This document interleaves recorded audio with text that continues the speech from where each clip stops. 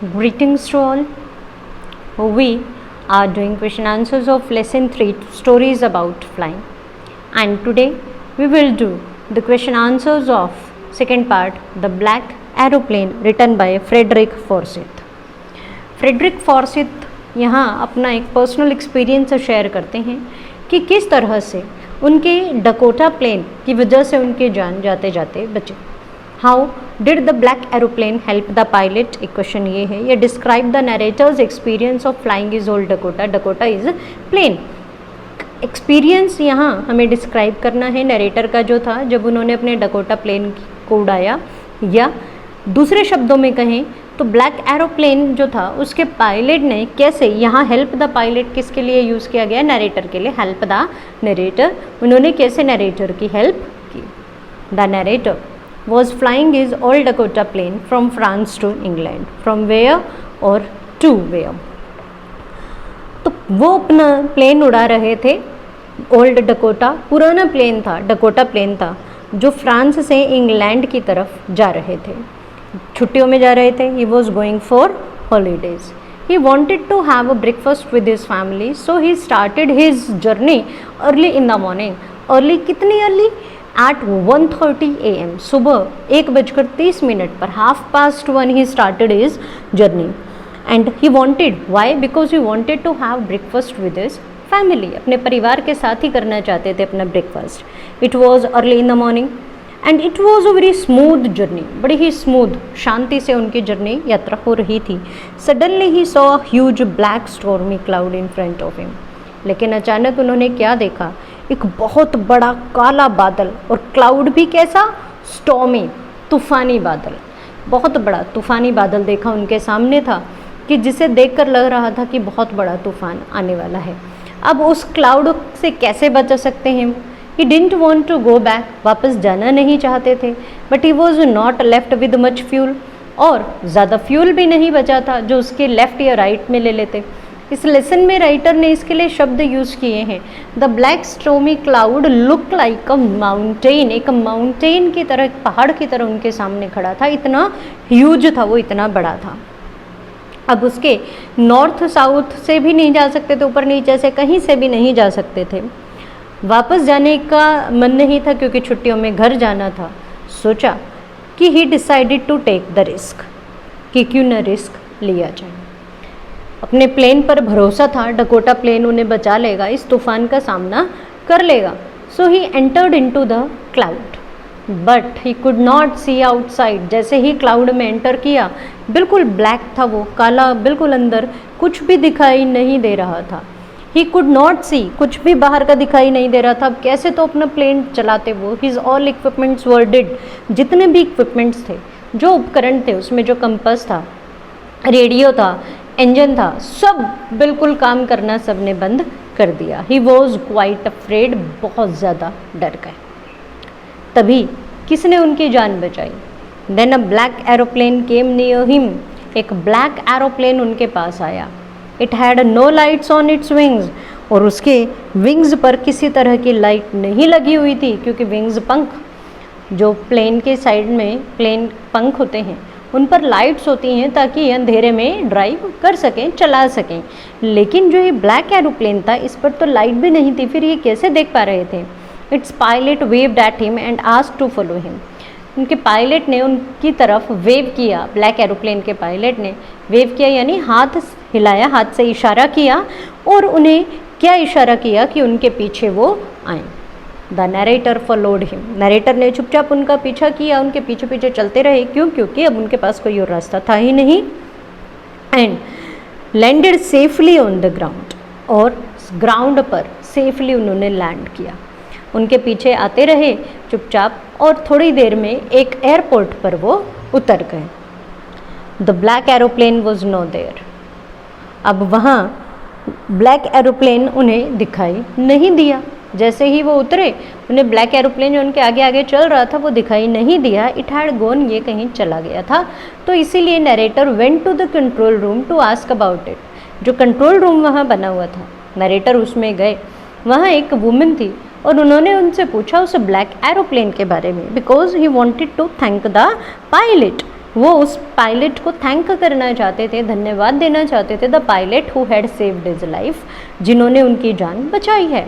लेकिन the women told him, उस महिला ने क्या बताया, no other plane was flying in the sky, उस दिन आसमान में कोई और प्लेन फ्लाई कर ही नहीं रहा था। So it remained a mystery for him, उनके लिए एक मिस्ट्री, एक रहस्य बनकर रह गया। Note for him, for us also, हमारे लिए भी एक रहस्य बनकर रह गया। राइटर ने क्वेश्चन यहाँ हमारे लिए छोड़ा है कि who was the person in that black aeroplane, आखिर वो ब्लैक एरोप्लेन अचानक से उस तूफान में आया कहाँ से, और वो व्यक्ति कौन थे जिन्होंने नरेटर के उस तूफानी बादल से निकलने में सहायता की। But anyhow the black aeroplane helped the pilot in safe landing and he could save his life. This was the long question of your lesson. Now let us do the short questions. First question, text book के questions हैं ये। I'll take the risk. What is the risk and why does the narrator take it? Narrator ने ये risk क्यों लिया? Narrator कहते हैं मैं ये रिस्क लेने को तैयार था, आखिर वो रिस्क था क्या? The risk was of flying his plane through the black stormy clouds, risk था काफ़ी बड़ा उन ब्लैक स्टॉर्मी क्लाउड्स अपने प्लेन को निकालना। He took the risk because he wanted to have breakfast with his family in England, क्योंकि वो अपने परिवार के पास जाना चाहते थे कि उनके साथ ही वो वहाँ पर ब्रेकफास्ट करेंगे। Describe the narrator's experiences as he flew the aeroplane into the storm, जब वो प्लेन उड़ा रहे थे उस तूफान में तो उनके अनुभव कैसे थे, यहाँ पर वो हमें डिस्क्राइब करने हैं। He decided to take the risk, he entered into the cloud but he could not see outside, his all equipments were dead, he was quite afraid. उनका क्या एक्सपीरियंस था कि he could not see outside, ये हमारे long question में से हैं, उन्हें बाहर कुछ भी दिखाई नहीं दे रहा था, इक्विपमेंट्स डेड हो चुके थे and he was quite afraid, that was his risk of the stormy cloud. Why does the narrator से I landed and was not sorry to walk away from the Old Dakota. जैसे ही narrator उस airport पर, उस runway पर उतरे तो वो कहते हैं मैं जितना जल्दी हो सकता था अपने डकोटा प्लेन से दूर चला गया and I was not sorry, और मुझे दुख भी नहीं हुआ कि मैं अपने प्यारे प्लेन से दूर जा रहा हूँ। क्यों?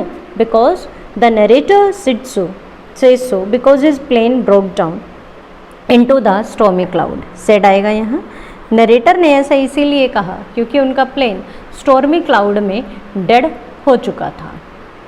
Then all its equipments were dead, उसके सारे इक्विपमेंट्स डेड थे। He stood in danger of losing his life, यहाँ तक कि उनकी तो जान का खतरा भी बन गया था। So he felt happy after landing and walking away from the old Dakota, इसीलिए जब वो लैंड उन्होंने किया और उससे दूर जा रहे थे तो बहुत खुश थे कि इस प्लेन पर उन्होंने भरोसा किया कि इस तूफान का सामना कर सकता है, लेकिन उनका भरोसा हार गया, ऐसा कुछ नहीं हो पाया और उन्हें दुख नहीं हुआ बल्कि खुशी हुई जब वो अपने प्लेन से दूर जा रहे थे। What made the women in the control centre look at the narrator strangely, अब वो महिला जो वहाँ कंट्रोल रूम में थी वो बड़ी स्ट्रेंजली, अजीब से तरीके से नरेटर की तरफ देखती हैं। कब? When he the woman looked at him strangely when he asked about the black aeroplane because it was a stormy night and no other plane was flying in the sky, क्योंकि stormy night थी, उस दिन तूफान आया हुआ था। ज़रूरी नहीं है कि एक जगह तूफान है, जैसे जब वो फ्रांस से चले तो वेदर बिल्कुल क्लियर था, लेकिन जैसे जैसे आगे बढ़ रहे थे तो उन्हें तूफान मिला, तूफ़ानी बादल मिले। तो एक जगह बरसात हो रही है या एक जगह मौसम साफ़ है तो सब जगह एक समान होगा, नहीं, ऐसा ज़रूरी नहीं होता। तो उस महिला ने इस स्ट्रेंजली इसीलिए देखा कि स्टॉर्मी नाइट थी, वहाँ तो तूफ़ान आया हुआ था, तो इसीलिए कोई और प्लेन आसमान में उड़ान नहीं भर रहा था। तूफ़ान में प्लेन उड़ाने के लिए बहुत ज़्यादा रिस्की होता है। Who do you think helped the narrator to reach safely? यही क्वेश्चन हमारे लिए नरेटर ने छोड़ दिया, राइटर ने, कि आपको क्या लगता है नरेटर को सुरक्षित अपनी जान बचाने में किसने सहायता की? Who saved the writer's life? किसने राइटर के जीवन की रक्षा की? It is a mystery, ये एक रहस्य है। Because the plane could not be found, वो प्लेन, वो ब्लैक एरोप्लेन जो था वो तो नहीं मिला, but we think that it was only narrator's unconscious that helped him in coming out of the stormy cloud. लेकिन अब हमें एक कारण तो बताना है, तो हमें तो ऐसे लगता है कि शायद ये नरेटर की अपनी ही कॉन्शियस यानी अंतरात्मा, उसके ही स्वयं की अंतरात्मा थी जिसने उसकी सहायता की उस तूफानी बादल से बाहर निकलने में।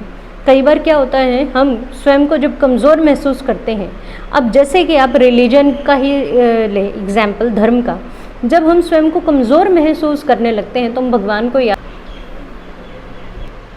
कि भगवान ही हमारी सहायता करेंगे। अब इंसान की इच्छा शक्ति ही काम करती है और वो उन परिस्थितियों से बाहर निकल आता है, लेकिन हम भगवान को भी धन्यवाद देते हैं कि उन्होंने हमारी सहायता की।